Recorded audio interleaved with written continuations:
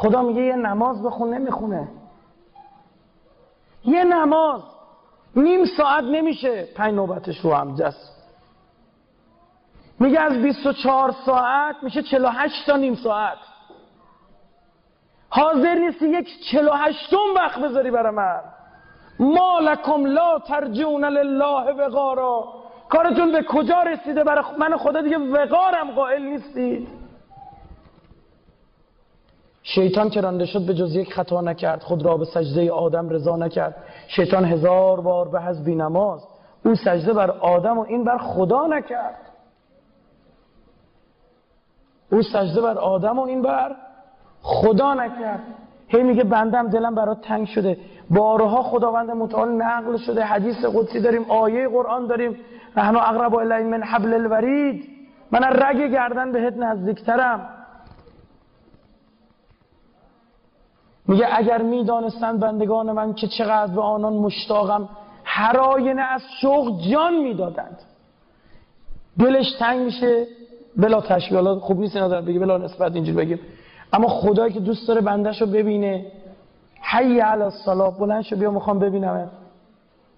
میره سراغ یکی دیگه، موبایلش زنگ میخوره میره سراغ اون، آقای رئیس صداش میکنه میره سراغ او. همه کارا رو انجام 2 دقیقه 90 رو بذاره برای خدا. بعد خدا چیه؟ غیوره، غیرتی میشه. یه نفر آدم نامزدش ناموسش بره سراغ یکی دیگه، غیرتی نمیشه؟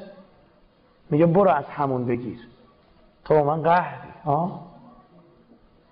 حاضر نیست یه نماز میخواد بخونه 1000 جور انقلت.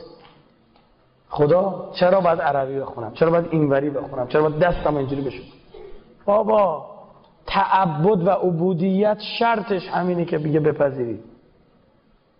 یا آقایی بود، آقا پسر بود، دختری رو میخواست، هر بار میرفت در خونشون بابای دختر سگ دنبالش مینداخت، پدر طرفو در میاد.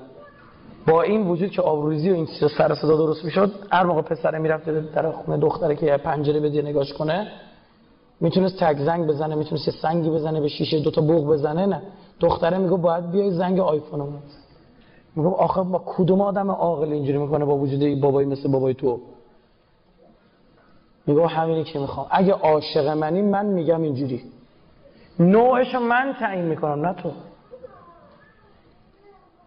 پسرم زنگ میزد، بابا هم دنباله این 6 ماه. بعد 6 ماه پیغام فرستاد برای پسر بیا خواستگاری. رفت خواستگاری، دختره هم داد بهش. عجیب.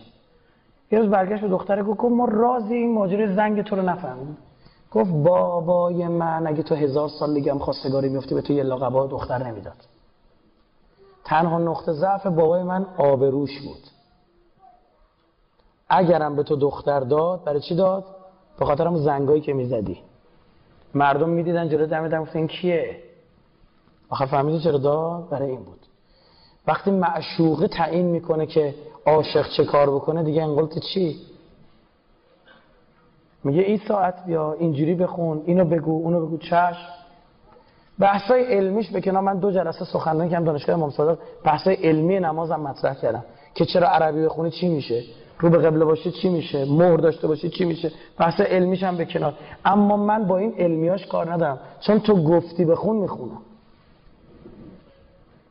به عشق تو. معشوقه برمیگرده به عاشقش میگه، معشوق با عاشق میگه آقا این پیرنتو تنت کن. خودش اصلا دوست نداره اون رنگو، چون اون دوست داره تنش میکنه.